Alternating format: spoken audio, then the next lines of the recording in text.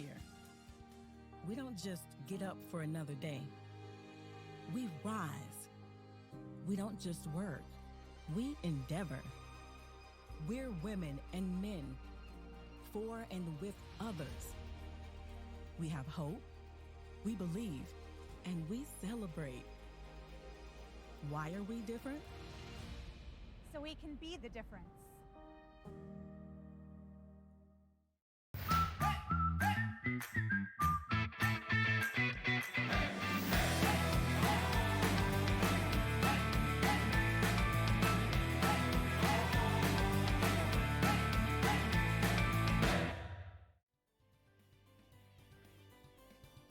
Hello, ladies and gentlemen, and back to EGF Season 3. I am South Beach, and this time I'm joined by UBL on the other side of things, and we're going to bring you guys Wichita State versus Marquette University.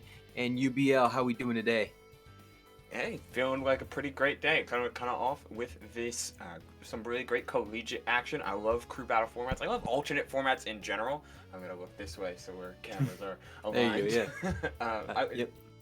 Whether it be in game with things like squad strike or crew battle formats, draft battle formats, all of this crazy individual stuff that players can come up with and organizations can put together stuff like this. It's absolutely insane, and I'm all ready to get it kicked off with Dwyzar and Shupai coming in representing Marquette and Wichita State respectively.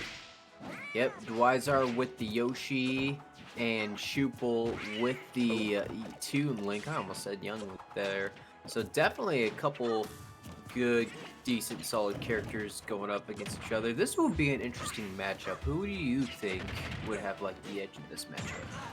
So it's a battle of the air, but it's an interesting one because Yoshi is able to power through so much with his double jump armor that activates on frame 1. Yet Toon Link, being the more active, floatier zoner in the cast, it's going to be difficult for Yoshi to get in once Shupel was able to put on a little bit of the higher damage, and Toon Link's lingering aerials are going to prove to be a real problem. Absolutely. A lot of projectiles and then hits like that, especially from Shupel, will also give the advantage over Yoshi. Yeah, Toon Link's forward air is such a devastating move and such a devastating finisher, but same thing can be said for Dwyzar and that Yoshi forward smash. If you're able to find unique setups or combos into it, it comes out pretty quick and the results are devastating. And here we are, Dwyzar just running straight in with this down air. I love to see the aggressive approach to anti-zoning. Like, he's not trying to let Shupel get set up. Absolutely. Seeing a lot of here comes a ledge guard. Take him off stage. Okay. Shupel able to get to the other side, but right now, Dwyzar's not slowing down as he takes out another stock, and it's looking like Dwyzar's pretty much in control of this game. Yeah, after a bit of a strong start from Shupel as well, he looked like he was, they looked like they were doing like pretty well, just controlling center stage and controlling space, yet Dwyzar found their opening and is not letting him go. Look at all of this damage it's able to pull up on just a couple of hits. It's the power of Yoshi down air and how much damage it can put on. But here's Shupel looking for the grab reset, gets it punished, but only an F tilt. It's kind of curious how you're missing so many of these little punishes that can matter a ton, and when Dwyzar's putting on damage like that, it can be so hard. He doesn't have a jump. Yep, just can't recover here. It looks like Dwyzar wanted to a little bit more, just with that angry face at the end. Shows that Marquette and Dwyzar will take this first this first game right here with a commanding 2 points over nothing for Wichita State.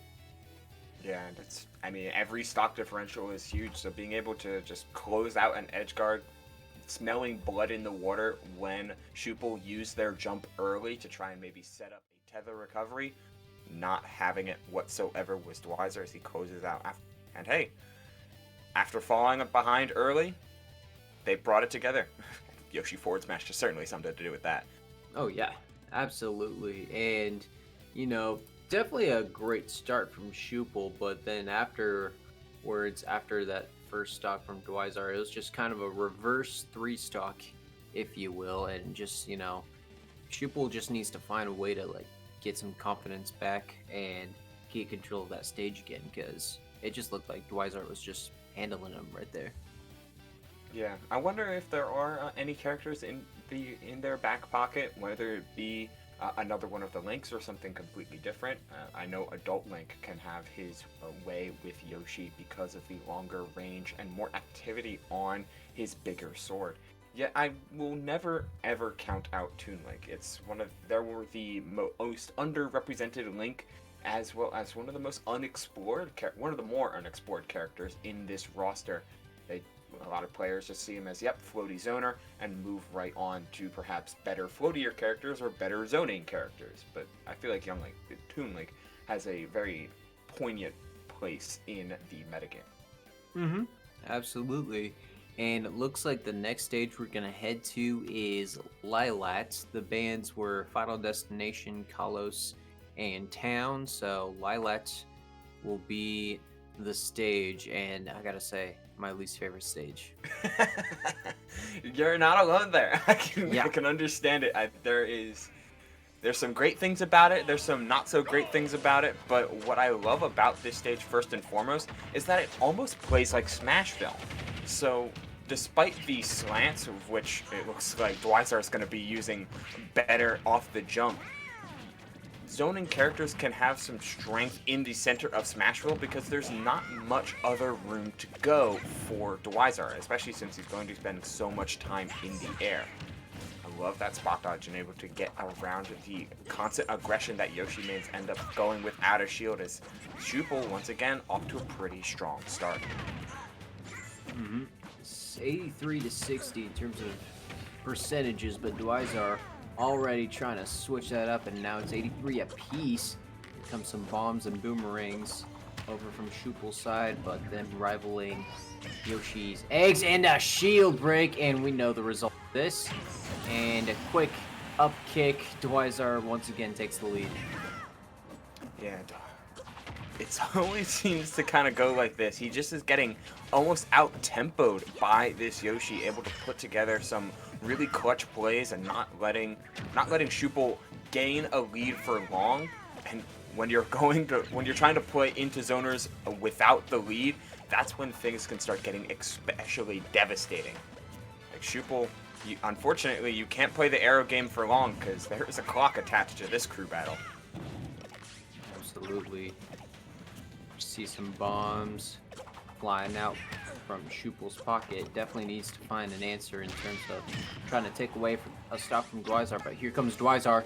Oh, that was so cute. Oh, you can't do that. Shupel did not like that and just takes a stock easily, so he will not be restocked in this game. Can he make a reverse sweep all of a sudden, try to get this comeback here? Yeah, it'll be difficult for sure, but like there's the bones of a good game plan. These pokes, these dashbacks are all so strong, and then like something falls apart. Dwyzar gets in once, some lazy recoveries really burning Shupel on the back end, but when he gets to center stage, they look very strong. Just gotta be careful of some of these haymakers that Dwyzar has been not only throwing out frequently, but landing just as often. Yeah, Yoshi getting hit pretty hard, especially with those smash attacks. And you gotta also, you know, just to state the obvious and not remind any painful reminders for Shupel, but don't get egged off stage. That's just not the way to go. Yeah, definitely not a feel-good moment, we'll have to say. Yeah. Oh, I love the baits from Dwyzar out here. They're trying to come up, seeing if he can bait another jump, but Shupel slowly but surely has been playing that Young Link game. I overcorrected myself, and Dwyzar overcorrected this game. Just down smash on that ledge hop, a susceptible option for sure off of ledge, but a option frequently picked in order to get the items rolling right off the bat. Yet Dwyzar shut them out immediately. Absolutely. Just the leaning platform was just the factor there at the very end too, just with the lean and just the little tail swipe. And then here's a few replays here. Obviously the shield break. Probably here comes the highlight of the game. And you ain't recovering that. Then here comes the anger. Boom. Yeah, I mean, Yoshi it's like almost a character primed on how much they're able to put out at the drop of a hat, and it's honestly one of the reasons why so many players, especially entry level and even into the mid and up, even high level players, just really don't like going up against Yoshi, because one false move and suddenly you're facing against back air drag down combos, so much damage off of dare setups, egg being a deceptively powerful projectile, and one of the best air speeds, making it extremely difficult to set up a proper zone. Absolutely. And with that, it looks like Marquette's going to send in Chico to see if they can extend their lead. I believe Chico is a Donkey Kong. Yes, Donkey Kong player. One of those Donkey Kong players we don't really see a lot. Stage for sure is going to be PS2, but still waiting to see who Wichita State's going to send in next. Yeah, Donkey Kong is an interesting one, but I like how we go into a character that is so swingy. Like you won the set with double 2 stock, so you get 6 points overall, leaving them, of course, as you see on screen, 6-0. So by going a character with such a heavy advantage state, and hopefully you're going to be playing such a heavy advantage state, then you can really start putting the screws onto Wichita State in this game too, before we even get to the back half of the crew battle. And we saw what Donkey Kong can do at an extremely high level thanks to the previous Smash World Tour East Coast qualifiers, where a player like Tweak was suddenly pulling out their Donkey Kong and schmooving on the best players in the world. So channel a little bit of that, and suddenly there's a whole lot of energy going on for Marquette all at once. Absolutely. And you know, we have a few Donkey Kong players here, but not a lot. But you know, I think Chico might be. We have enough, and Chico's a really solid one. But he's gonna have his work cut off, because it's gonna be a heavy versus heavy fight, as Geonosis is coming in for Wichita State, and he is a Bowser player. So a good old classic heavyweight fight coming up. Yeah, unfortunately we won't be able to pass our actual belt along, but I'm sure there'll be one in spirit. Definitely. Maybe a one of those. I was trying to think of a Smash belt. Like it'll have the circle logo. Oh boy. So you know this will be kind of a similar fight to what we saw in the newest movie, King Kong vs. Godzilla. So we'll see if we can find a Mecha Godzilla somewhere. He Definitely needed need to be Mecho. saved. Oh, nope. I had to say that our producer was allowing us one of those jokes, and I used it immediately. I used it immediately, and I messed it up. So that one does not count. And with that, Chico is gonna be taking that first stock. But here goes Bowser with the throw. Try to go for the spike, not gonna happen. Yeah, gotta keep in mind that this is Geonosis on the Bowser coming up against Chico. As him meeting back air for back air. Chico evens it up all the same, and getting that cargo throw, going into a classic hit, actually getting forward air afterwards and still trying to keep it going. I like the high recovery, not letting Geonosis get set up with the flame breath. And honestly, compared to side B, you're taking significantly less damage, though. Trying to get back to neutral is Chico, and just kind of throwing aerials in and hoping for the best. And honestly, it's been working. You know, their what's it called? Their up Bs are pretty similar to each other. I think Donkey Kong's does a little bit more damage, but I'm just ripping the spins basically. Yeah, it's similar in terms of view, but drastically different in application. Geonosis is having that Bowser up B. Frame 6 is incredibly good at a shield option, which, I mean, you want to be getting out of shield and not be getting off stage, but these back airs are both going to be killing yet again. All of it's coming off of grab, and all of it's coming off of the air-to-air back airs, just looking for strong hits after strong hits, and Geonosis is keeping those strong hits coming off the parry. The flame breath a little too early, but the jump from Ledge getting caught. Is he going to stick at 0? Yes, he is. 0 to death. Geonosis runs away with it at the very, very end. And I tell you what, that was a great matchup. Just back and forth, trading blow for blow. And I mean, this could honestly go to a game 3, but right now, Wichita State gets on the board.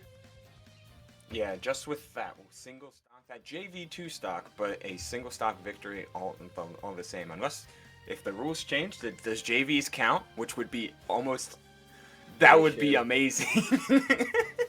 Mm-hmm. And really, just the factor of this entire matches was back airs. It was all pretty much back air stocks until the very last one here. Just a good old charge attack, but yeah, and Donkey Kong getting Bowser off stage, that's also going to be kind of a factor to think of when picking a stage.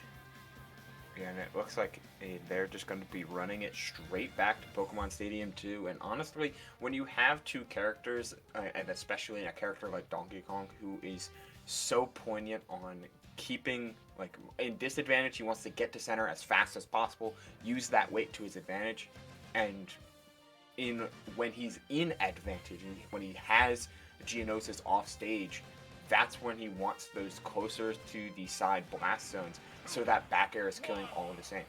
Chica was playing the matchup right, just got a little bit out of hand when Geonosis found their footing and completely dominated on a final stop. It looks like Geonosis carrying that same momentum from that last battle into this battle as he's getting Chico up 90 to 46. It looked like he wanted to try to maybe attempt it back here, but just not going to get it. But very much in control of this game so far. Yeah, I want to see more of that from Chico. They came down with the aerial hand slap, that aerial down B, which is surprisingly safe, on top of being able to use that to combo into things like up smash, or like he used into that down B. But in that time, spacing his nair just right in order to get the ding dong, get that platform assisted killing option. Yep.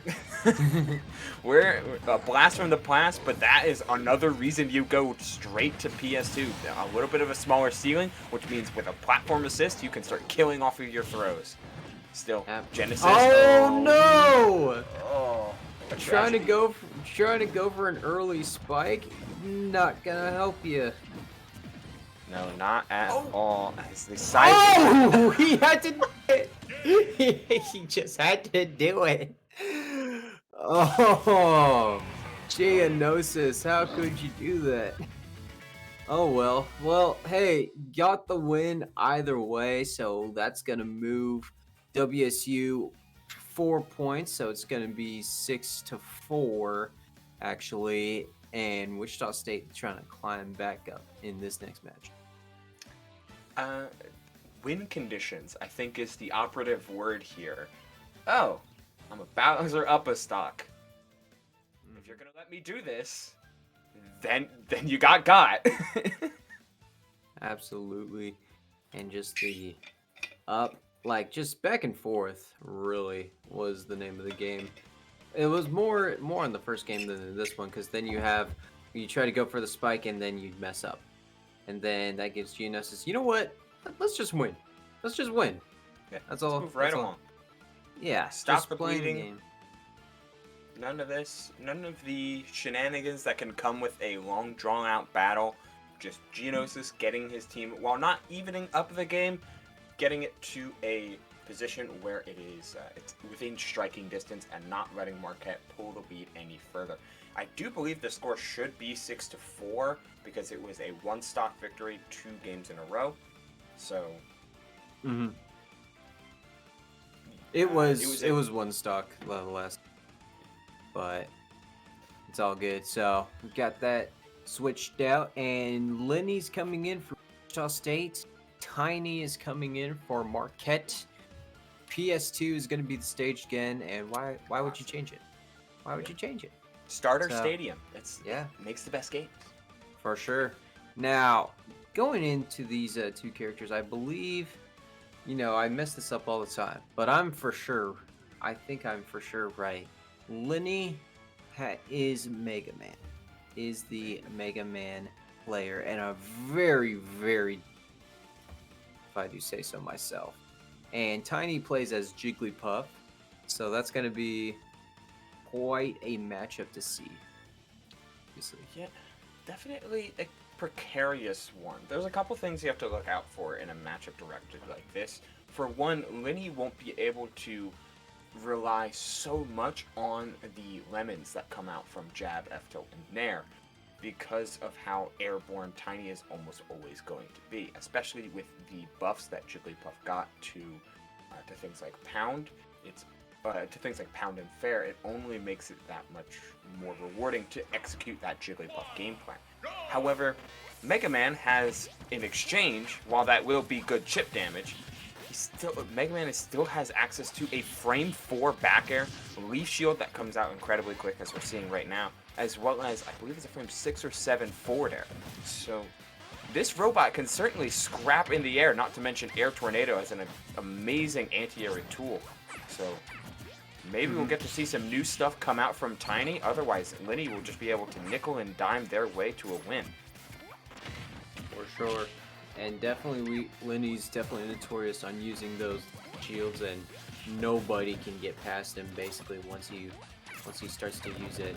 Very, very solid player right here. But right now, 56-34, and that 56 quickly becomes a 66 and rising with the Leaf Shield and just projectiles again. And oh my goodness, I can't believe that honestly didn't kill.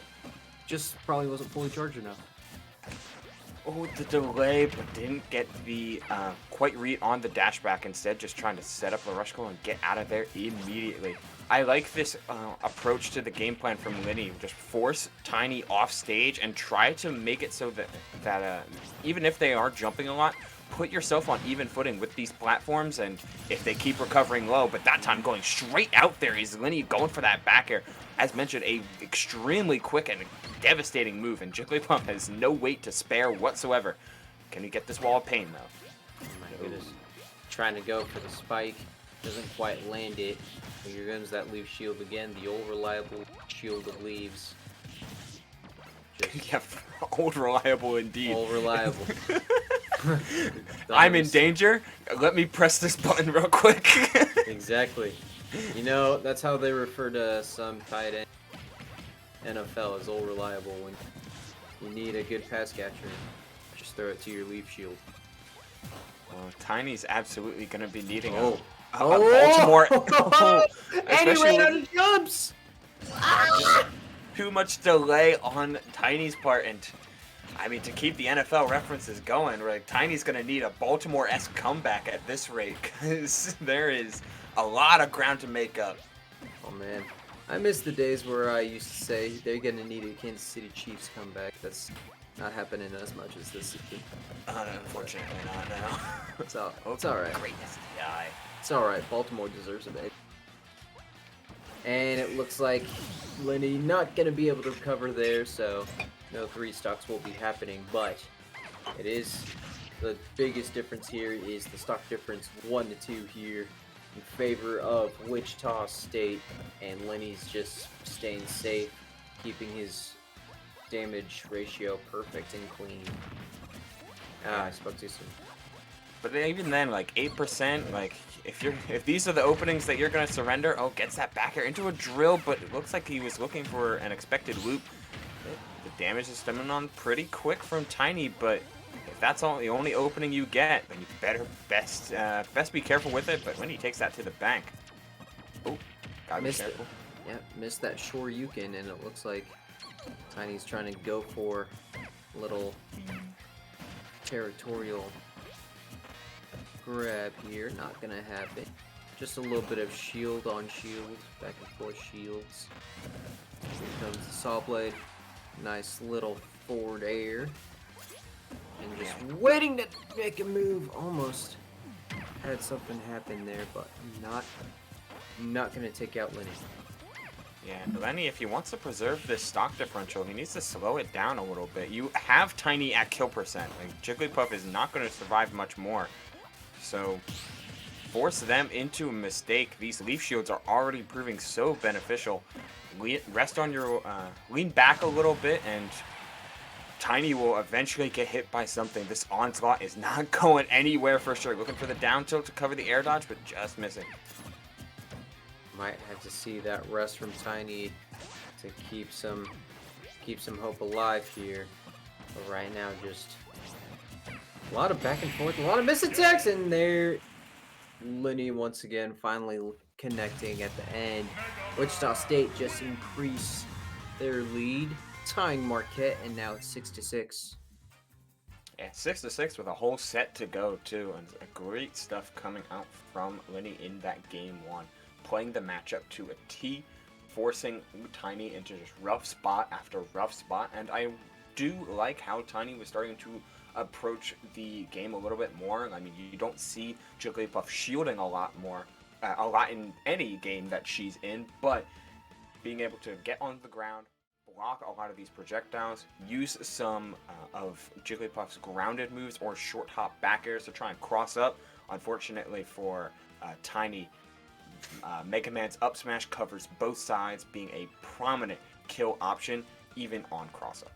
Yeah, and that play earlier was so good, forcing the SD on Jigglypuff, just waiting to see the amount of jumps Jigglypuff was going to do, and then you just do the back air off the stage, off of the ledge of the stage to just cause that to happen. That's just some heavy IQ plays here. Now let's just take a look. No one expects a Jigglypuff to get edge guarded. Exactly. Everyone expects them to recover easily, but it didn't really happen there. The bands were Lilat, Yoshi's, and Battlefield, but the stage that Marquette has picked is FD, Final Destination. A swingy one to be sure. You were having a lot of trouble in game one finding approaches that matter and finding hits that mattered and chaining them all together. The string game was really not on point. On a stage like FD, it's going to be that much harder to find your hits on Lenny, who is controlling the air so well. But in exchange, when you get that hit, there's nowhere for Lenny to go. We'll have to see how it ends up. Absolutely. So far, good start for Lenny, dropping 40, blah, blah, blah. Not climbing now, 68 damage percent ratio on Tiny, and once again still climbing, only taking 22 in it. Here comes a saw blade, probably gonna just throw it down off stage. Wants to go for that spike and tries to do that back air again off the stage ledge, but just hits the edge enough where Jiggly's gonna just survive. Yeah, a great tech coming out from Tiny's part, but that time the forward air, and I love these full hops from Lenny. Just like, all right, if you're gonna spend a lot of time floating above me, then I'm gonna be throwing out these big meaty aerials that you have to contend with, and Lenny's are just pulling the trigger so much sooner, especially right like there. Going for the rising forward air when both on the ground like that. A little bit of patience and Tiny may be able to get a punish, but they were not expecting that option coming out from Lenny as he's looking to pour the damage on and maybe get another 2 points for their team. Absolutely. Interesting enough, off that last leaf shield, went the other direction. I don't know if that was a missed input. I'm not quite sure what he was doing there, but able to give Jiggly some room to work with, trying to get some points on the board. Oh. Gotta be careful with the amount of jumps you have. That's what it looks like Lenny was trying to expend. The Nair out of shield gets him in, gets them into a position of advantage. But I love how Lenny's been doing a mixture of both going to ledge, these low and high recoveries, and going for it all. Okay, I don't know if he expected to SD, but if you're SDing at 155, that's okay. You can hold on to this stock all the same. 100-0 is certainly a lead, yet these edge guards don't stop coming. Uh-oh. Now here comes the down air from Tiny. Trying to catch some fire, and here comes those electric rods. And now it's 2-1 in terms of stocks. And Rao Lenny trying to get control back of this matchup. Yeah, another one of these downers. Lenny's been doing great on the DI from Puff Dare.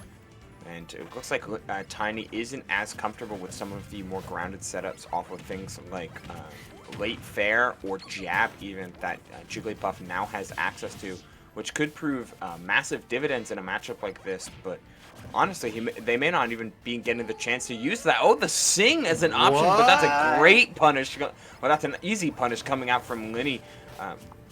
Up tilt, sure, solid one to go for. Any damage is good damage when you have a lead like this. Almost being able to lap Tiny in percent and another couple leaf shields, and that's certainly to be the case. Oh. Nice coverage. It was the regular shield that stopped the Sing, and then followed up with a Shoryuken. In terms of Mega Man, looks like Tiny wanted to do a little edge guarding there. Yeah, Tiny needs like some sort of X factor to get back in this game, and Puff has good edge guarding to able to close out stuff like close out stocks potentially early. But Lenny's timing mix-ups off stage have been so good, like early up Bs, early jumps, mixing up when they're actually using their jump after saving it after up Bs. It's been pretty good from start to finish from Lenny, and that's the reason he's living to 150, and the reason he's closing out this game, able to get to stage early, which means they're setting up a ledge trap against Puff with very few resources, and that charge shot was gonna do it on a high percent Puff. Lenny taking another 2 stock over Tiny, which extends the lead from now 10 to 6. Absolutely, this game 3 for Wichita State really gave them some momentum now, getting the lead here over Marquette. So definitely, this is what they needed. This is what they needed. They were down 6-0 after game 1, and then Geonosis came in, even things out, and then Lenny able to get the lead for Wichita State. So this is going to be a pretty crucial game 4 here between these two schools. This will be honestly a pretty entertaining one too, to say the least. Yeah, and one that'll matter a lot for how Game 5 is going to be shaping up. And it's a rough spot to be in for sure if you are Marquette, especially since Wichita State was able to come into game to set 2 and 3 and simultaneously just take over the momentum that Marquette had in that game 1, which was fast and loose and powerful, like a really dominant start. Just took that over with a couple of solid money makers from Geonosis and kept it going with a frustrating display of active zoning that Lenny had on hand, overwhelming Tiny in a 6-point victory. We'll have to see who they throw out next, but it's going to have to be a difference maker for Marquette in order to bring this to that all-important set 5. Absolutely. WSU right now is going to throw in Sleepy Joe for Wichita State, and we're going to see in just a second who Marquette's going to send in here. Now, Sleepy Joe is a guy I always forget who he mains. I'm not even going to try to guess at this point anymore. I think he does. I think he might switch it up every once in a while, but I don't know. I mean, that's the element of surprise, though. I believe they may have to declare character. It's either way, we'll get to see once the match goes in, as some deliberation on the final 2 members of this team for Marquette. They are sending in Kwas, KWAS. So that was going to be our penultimate match, our penultimate game 3. Yes. Who do you got? Well, the way WCU has been kind of on a roll, they might win this one. But Kwas, I do know, is a pretty good Pokemon PT main. So he can switch things up here. You kind of have that method of going to Squirtle to get some damage off, then Ivysaur to do more damage and maybe kill, and then Charizard try to do the heavy hitting at the end. Maybe. So it really could go either way, but hey, PS2, that's the stage. Always gotta be. Makes that great starter across all of these nations. And I mean, it's the most picked stage for a reason. But here we go. It's actually going to be Sleepy Joe showing off a newer character. That is, or not the newest, but a newer character. It is the Aegis, the Mithra, as well as Quas going that Pokemon trainer. And I mean, PT's got a lot of strong stuff when it comes to picking at the Aegis's big weakness, that being their recovery moves aren't the best, to say the least. But at the same time, Pokemon Trainer can really struggle with speed, quick frame data, and aggressive forms of ledge trapping. And that's exactly what both Pyra and Mithra have in spades, as they were looking for DI out, but not finding a Sleepy Joe. Yet just not letting that phase them, and still keeping the pressure on, still keeping all of this everything that Mithra can throw out, to be quite honest. The character's ridiculously fast and puts themselves in great position over and over and over again, while Pyra can honestly come in with some amazing hits as he was looking for that edge guard. My goodness, that was close for Sleepy Joe, nearly getting ledge trapped there by Quas. Able to recover barely though, and here comes Pyra. Pyra just a heavy hitter out of that duo right there, so better watch out. And there's that stock, and here comes Mithra once again. Yeah, you throw out the Pyra can throw out so many just surprising, well, massive moves thanks to the range that are all going to be so devastating. Sleepy Joe can keep the ball rolling with their Mithra having so much speed and almost able to play advantage constantly, but you do sacrifice a little bit of weight in doing so, and that Squirtle F-Tilt has been doing it since the game's release, and honestly since Brawl. Character's been insane, and now he's got two great Pokemon to back him up, and with both Ivysaur and Charizard getting their respective buffs over the course of both the release of Ultimate and the course of the many patches that this game had. Absolutely. So far, a back and forth match between these two characters, just throwing hands at each other. Promise Revolt to recover here, and then here comes Flame Edge. So Sleepy Joe once again, twice in a row on Ivysaur, and now a third time, obviously. Yeah, Promise Revolt is extremely, it's a solid projectile because of how active it is.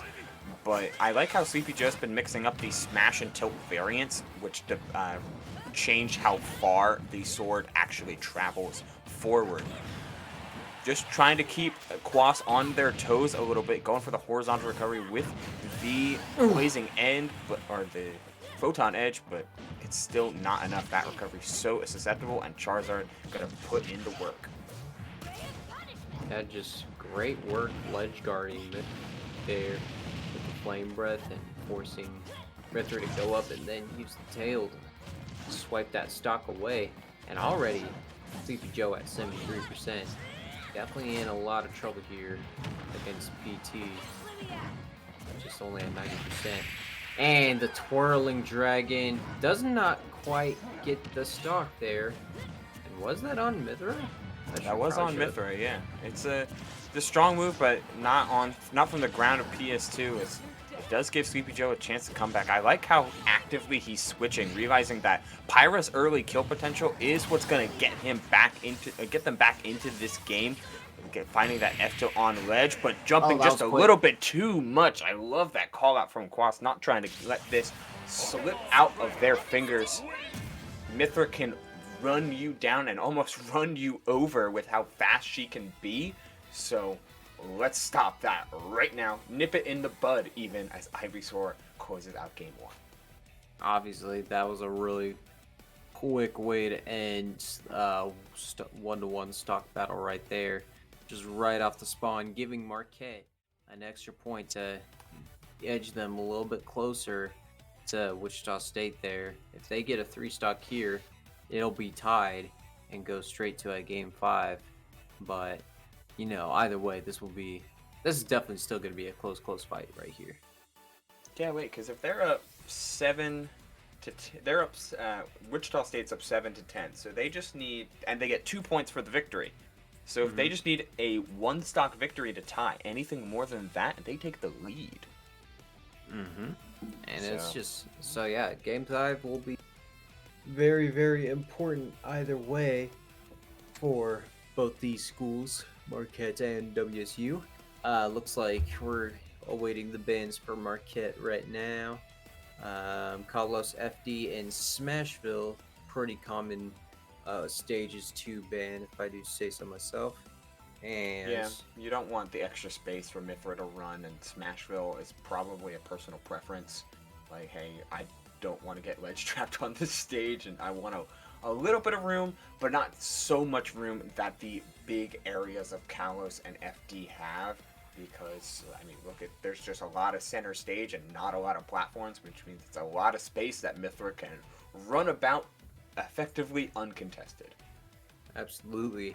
The stage we're going to is Yoshi Story, so interesting place for a Pyro Mithra versus PT battle to happen. Yeah, you gain a lot. You get a decent amount here as a sortie, of course, by having a disjoint to cover platforms. That makes it very nice. As well as Aegis, their up throw, as a very niche perspective, their up throw actually has set knockback. It's not going to scale with damage or scale with rage at all. So you can use up throw as a means to force techs on platforms and cover all of that space with something like a Pyra up air, or be able to waveland on that top platform for even more mix-ups and even earlier kill potential as if Pyra needed it. Absolutely. And obviously on Yoshi's you got the tilted edges, kind of similar to the Lilac Cruise, so that's going to be kind of something to consider here. Not super tilted, but still tilted enough. Yeah, enough for a character like Squirtle, who can start crouching and maybe avoid a lot of shenanigans. And hey, don't underestimate the amount of hurtbox shifting that Mithra and Pyra do. Their double jump and things like back air make them curl up like a ball and make them extremely hard to hit. One of the many reasons that you see so much back air come out from Sleepy Joe. It's not only a great combo extender, a great finisher if you're Pyra, as well as the quickness of which the body of no. I talked a lot about what this can add for Sleepy Joe and their Aegis, but in the same way, Ivysaur get hit by the wrong starter or a great platform extension on Quas's part, and suddenly that's a whole stock lead for Quas, get shut down just as quickly. Sleepy Joe not letting it phase them whatsoever. Just a quick switch to Pyra to quickly even things out here. It looks like try to do a little edge guard, a little up B, not gonna connect as Quas quickly switched over to Squirtle. Nearly flew off the stage. Luckily he came back, landed down to earth on the Yoshi's Island. Yeah, and I want to highlight that previous interaction there as we're seeing Sleepy Joe really start to go ham with this Mithra. They're getting a hang of Quas's switch timings, which is extremely important for Pokemon Trainer, because while it's frame 1 invulnerable, there is so much, it stalls them perfectly in the air for a prime punish, while it is actually harder to punish the Pyra and Mithra switch because they keep their aerial drift, and it just in general lasts so much shorter.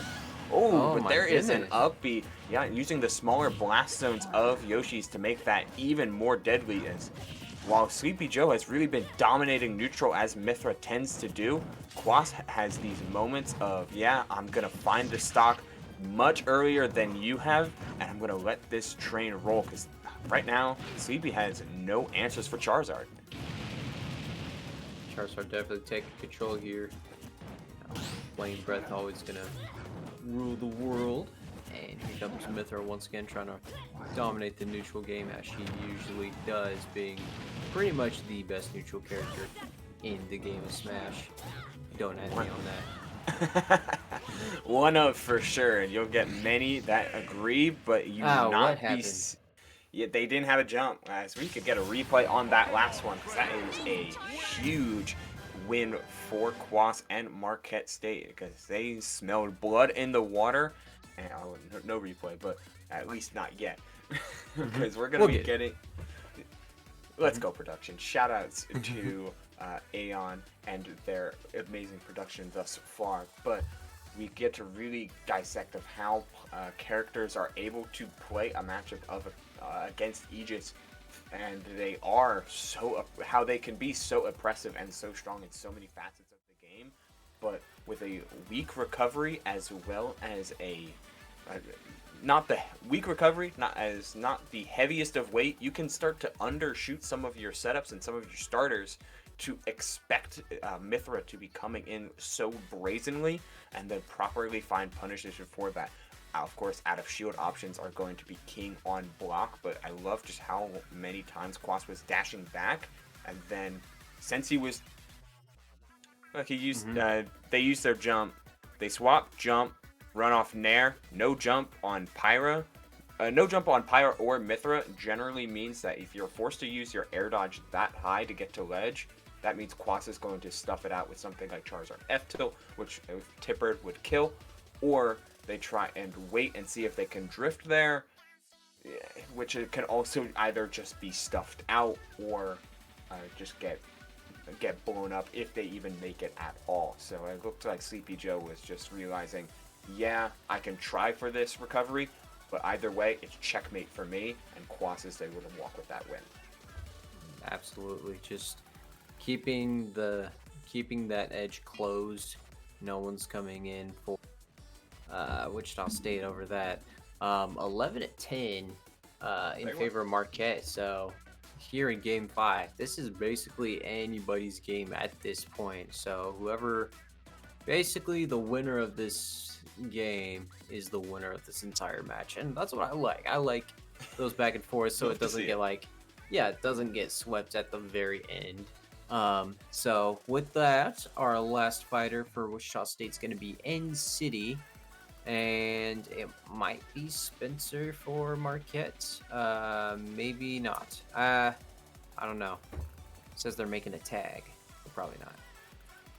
It seems like they're going to be sending in Spencer, which is, hey, if Marquette game, the set's on the line, the victory in this final set, throw out their captain and see what rolls out. Meanwhile, N-City certainly going to be a trusted anchor if waited so long to go. And I mean, this is a complete toss-up. 1 point only equates to a single stock, so it's anybody's game.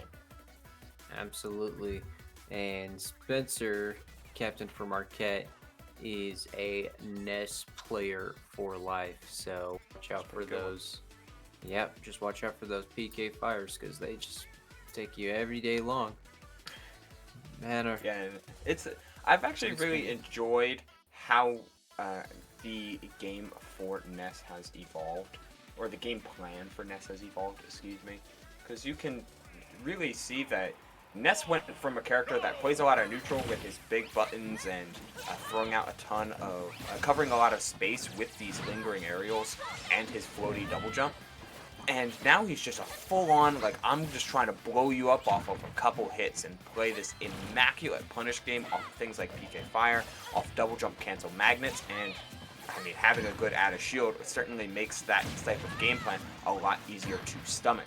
Meanwhile, N-City, though, going a tried-and-true character for this game, the Palutena, which has often been a thorn in Ness's side.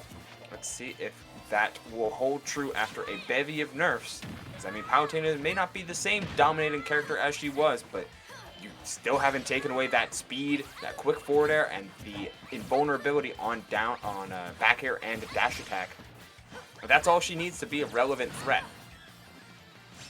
Absolutely, Palutena definitely a dominant force in Smash, and whoever plays as her usually always wins. And N-City, definitely one of those players, as a great Palutena player, going up against the best right here in Ness, and the Yo-Yo coming in to take out that first stock on N-City. Right. Free fun fact for everybody: just get up attack. If you see a Ness player charge a Yo-Yo, and granted, you have to keep an eye on the timing from the Ness player, but if you see that Yo-Yo and you get to ledge, throw out that get-up attack. It's a invulnerable reversal and gets Ness right off of you without having to worry. As we see the get-up attack there from NCity, but it looked like Spencer was starting to play around it. It's the eternal mix-up that comes with Yo-Yo at ledge, and it's a very strong option because of it, as Spencer is starting to snowball a little bit, throwing out so many quick reversals to try and keep NCity in the corner. They find their way out and are forced to kind of play this back air dash attack game looking for the stock. Just a few blasters and PK fires going back to back. Here comes NCity with the ledge trapping, ledge guarding, edge guarding, whatever the is for it. Oh, I like the down air trying to look. I believe that even shield poked as well, but NCity then looking for the 2-frame, looking for it again, missing the kill twice, but a no jump on Ness means you can repeat this situation as much as you need. Oh, not going for the 4th one, and that time hunting for a neutral get up. I mean, just a little bit too eager for a kill. Gotta realize that sometimes situations, especially with Palutena, you can repeat advantageous situations so frequently that it's very difficult for characters to get around that. That time just trying for the dash attack at the corner. The dash attack just in center stage catches Spencer at 166, and NCity giving themselves a chance to make a % comeback here. Yeah, I've got to be careful now. 123 to nothing though against the Ness. Okay, gonna get tossed right there, making it 2 stocks to 1. Marquette definitely in command right now, trying to make a quick win out of this match here. Here comes those aerials from Ness. Ness just has some pretty deadly aerials that are going to come into play. Just hoping Palutena walks into one of them. Yeah, just throwing out so many. It's been interesting to see Spencer not really go for many PSI magnet mix-ups in mid-air. Instead, trying to use them as a move out of hit stun, which a frame 3 repeatable hitbox is a pretty quick reversal tool, as if Ness needed more of them. Oh, missing the teleport, and that's going to be a back throw. At the very least, is good damage. Oh! Wow, the trail of the PK Thunder messing up the teleport, and that is what's going to net Spencer the 2-stock victory in this game 1, extending that lead ever so slightly and forcing NCity's back against the wall. Yeah, basically WCU needs to win 2 in a row now to quickly take this. Marquette sitting pretty good at 13-10, but really this next matchup here, I mean, I don't know. Would you do a character swap if you had some other than Palutena? I mean, on paper, your Palutena is perfectly fine, and if that is the best character that you have, then go for it. But in the same vein, if you're trying to throw off Spencer, who did look very comfortable in this matchup, then maybe a character swap is in order. It's going to be up to NCity to feel like how well can he counterplay Spencer's Ness and not just normal Ness stuff. Absolutely. And it's probably just going to come down to stages. You know, the bans so far from Spencer have been Town, Kalos, and Battlefield, and the stage selected was Final Destination. So how fitting would that be to end the game at Final Destination? Yeah, it's the last game of it could be at least the final game of the set, the final game of this crew battle, and I mean, we'll see how it goes for sure. And I know Spencer is looking to wrap this up with a clean 2-0, and let's see what we got. Just waiting for the yo-yo pass right there. Now here comes NCity. Had a pretty good start getting some damage off, but already Spencer switching it up here. Throwing out a fireball. Or flame, whatever it's called. Nice. I mean, just look at how much damage that. Oh no, don't fall for it. No. Ah! I mean, that's a. There's a little bit of Wi-Fi in there because you see the bounce and you're thinking, oh, I can go for this grab, get him out of the PK Thunder. But The bounce screwing him up. Oh, lordy, that is not how you want to start a game. That's not how you want to lose your first stock. That's not how you want to lose any stock. And Spencer's going to take that one to the bank for sure and try to ride with that momentum, looking for some of these high roll punishes. Yet N-City trying to not let it bother him at all. Throwing out the up smash, looking for down tilt. Oh, missing the timing, and good delays coming out from Spencer. Just trying to shut down anything that N-City has at their advantage. And able to recover really well too, just the ricochet off the stage and then go back into PK Thunder, and N-City finally gets a answer here. Sitting at 74, now 93, and being chased by some Thunder. Getting Spencer to the middle stage here. Trying to find an answer to get some damage off. A little aerial action here. Oh, misspaced it just a little bit. Yeah, that's PK Rocket to center. I believe there is a window to punish that, but the spacing on Spencer's part has been super good. And to the forward air into that grab. Woo! Yeah, gonna close it out with the back throw. Spencer having such a good lead here, yet it's up to N-City to make something the most. He's so close on so many of these reads. He has a beat, but he has the idea, but just missing the timing or the spacing or both. And it's been devastating for his chances in this game too. No. Oh, with the shield, making sure does not fall for that again. Fool me once. Okay, fool me twice. That wasn't nice. I don't think that's the saying. But I'm gonna get for it as well. It's a close enough saying for this situation because it's really good. I made it up just now. Very nice, dude. I'm proud of you. At least I think I did. Oh boy, and the PK fires, avoiding the yo-yo. Here's a little back air action, using the flame, but Spencer using that magnet to absorb it, able to fly up and recover. Man, Spencer's really good at recovering, honestly, as Ness. That's pretty solid. Yeah, the timing mix-ups for Spencer has been really on point, yet the damage is starting to accrue slowly but surely. I really want N-City to go out there. That is a super susceptible Ness, but they're determined to try and hunt for this 2-frame, which can make center stage woes all the same for Palutena. This back air is staler than an old loaf of bread, which means it's going to start killing. It's not going to be killing for at center stage as much as early as you would like. Okay. Okay, guys, didn't work. We saw it. Alright, and now we're going in with forward air. Now Spencer trying to get in control with the yo-yo, and yes, it is Spencer, and it is Marquette completing the comeback win over Wichita State, making it 17-10, and just what from the behind the plate win for Marquette. Yeah, just a super solid start. And wrapped up with a amazing closing out from both Quas and Spencer.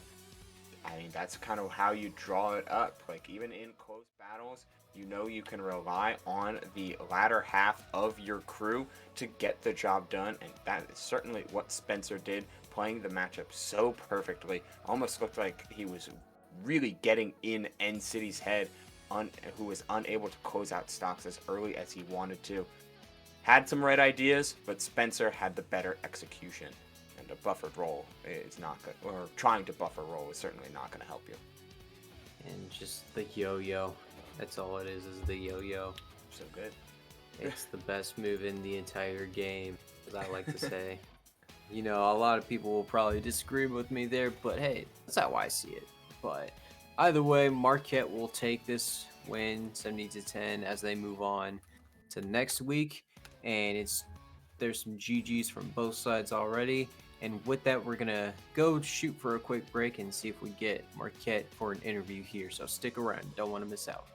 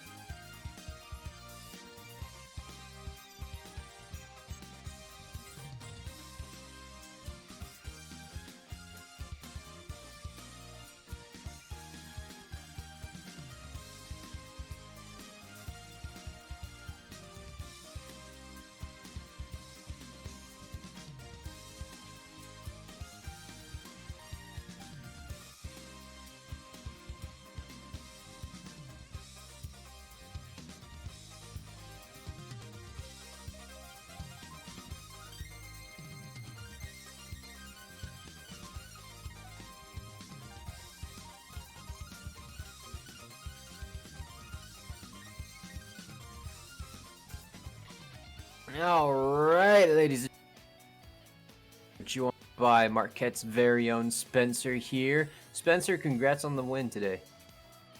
Thank you. All right, so obviously you guys were pretty much down, what was it, like 10-7 or something like that, and then it was you and it was your teammate. I'm trying to think of his name. Quas. Yep, I was looking it up right there. But yeah, you guys kind of came out big and completed the comeback. What was going through you guys' head as you guys were trying to complete that comeback win? So we didn't know who the last person was, I don't think, but we knew Sleepy Joe was Pyramithra, and we were like, all right, who should we send in for Pyramithra? And I think we made the right choice. I think Quaz did really well. He knows the matchup, I think, decently. And we talked about like what Pokemon are good versus Pyramithra, what Pokemon for Pyro, what Pokemon for Mithra, and we thought we had that match down. And then it was just up to me, and I didn't know who the last person was, but I played a lot of Paolo. I actually play Paolo as well, so I was very confident in that matchup.